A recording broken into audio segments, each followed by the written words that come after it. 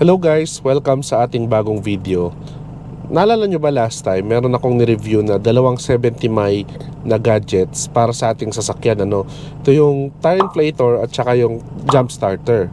At to be honest guys, malaking tulong yung dalawang yun. Di ko na mabilang yung times na talagang tinulungan tayo niyan at pati yung mga friends natin nung nagkaroon tayo ng emergency, ayaw mag-start nung sasakyan natin o kaya na-flatan tayo ng gulong. Malaking tulong talaga siya at talagang in-improve niya yung driving experience ko kay Blake, pati na rin sa mga friends ko, no? At for sure yung mga ilan sa inyo na nakabili nun, talagang naging helpful yun sa inyo guys. Pero may problem dyan, dahil dalawang magkaibang product sila, kailangan natin silang dalhin palagi, no? Dalawang item yun. Oo, magaan naman sila, pero sometimes, di ba, pwede natin makalimutan yung isa kung lagi nating nagagamit, di ba? So, anong solusyon dyan? Ito yung naisip kong product na ipapakilala sa inyo. Ito yung Bayshoes Super Energy 2-in-1 Jump Starter. Bakit siya 2-in-1? Kasi at the same time, tire inflator na rin siya. So, kamusta kaya ito? Ano kaya mga features meron na ito? Worth it kaya na ito na lang yung bilhin natin kaysa yung dalawang magkaibang products?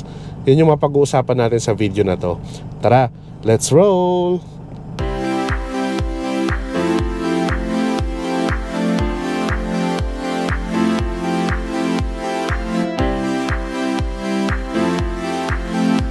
Okay, so bago natin to i-unbox, tingnan muna natin yung mga features niya. Dito sa gilid makikita nyo, no? Meron siyang 1000 ampere, zero voltage switching, intelligent protection with full screen display, no? Ganda.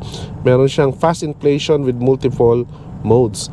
Ano ba yung mga kaya niyang i-inflate guys? Up to 5 to 150 PSI. So mostly na mga sasakyan, kayang-kaya niyang i-inflate. At ang sabi rito, 7 to 9 minutes kaya daw niya mag-inflate from 0 to ideal tire pressure natin.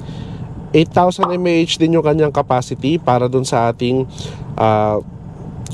jump starter, no? Kaya niya mag-produce ng startup current na 500 amperes. So makakapag-start talaga siya kahit low bat na yung sasakyan natin. So excited na ba kayo guys? Tara, unbox muna natin ito. Okay, so unbox natin siya, no? Ito, buksan natin. Tinanggal ko muna yung seal para makita natin. Okay, so ito yung una, soft pouch siguro ito. Tabi muna natin. Ito yung para sa ating jump starter, battery terminal connector. At tingnan natin iba pang laman.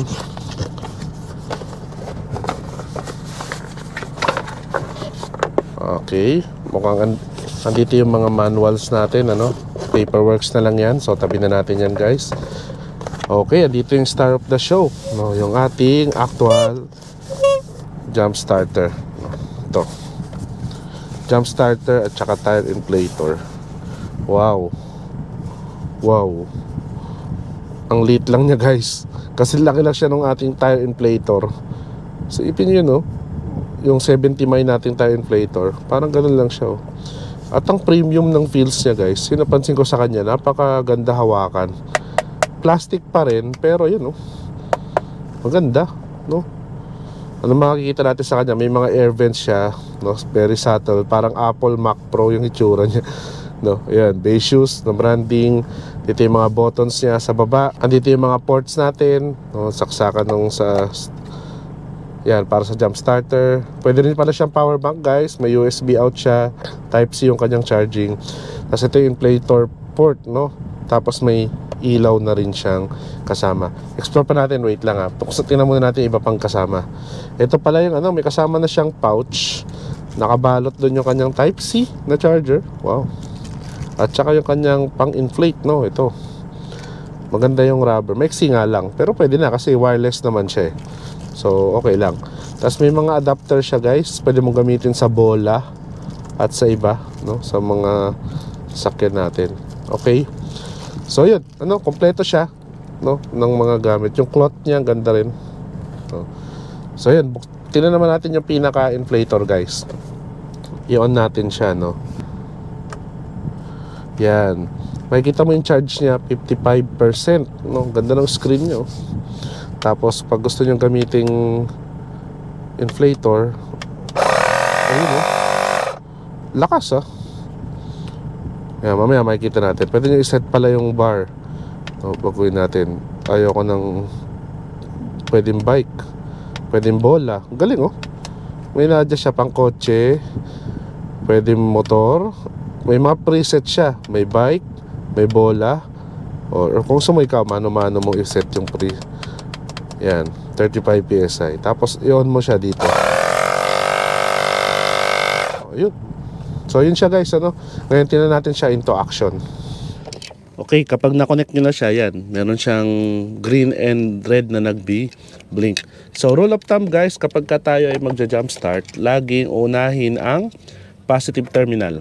So sasaksak nyo siya sa positive terminal at saka dito sa negative terminal.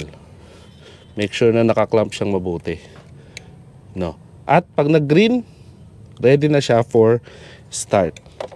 Kapag ka hindi naka-green, yan, ibig sabihin hindi siya pa ready. So make sure nyo na okay, no? Maganda yung pagkakaklamp nyo. Kasi pag hindi maganda yung pagkakaklamp, hindi siya mag-green. So yan guys, no? Yan, make sure nyo na naka-green siya para mag-start.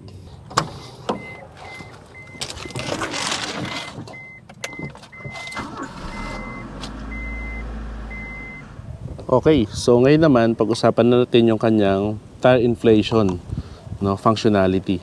Ito, i-screw mo lang siya dyan. Yan, maganda sa kanya, di-screw type lang, oh, dali, 'di ba? So kapag na-screw nyo na siya dyan guys, no, make sure na mahigpit. Pwede nyo na siya ngayon ipasok doon sa gulong. So try natin.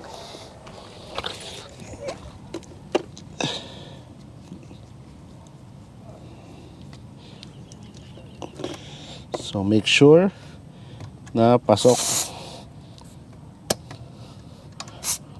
Make sure na pasok siya dyan. Tapos i-on nyo lang siya guys. On nyo muna.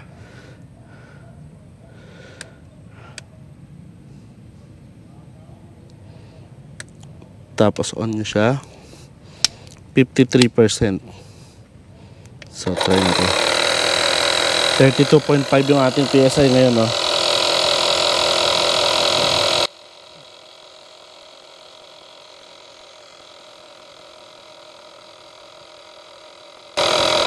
Ayun.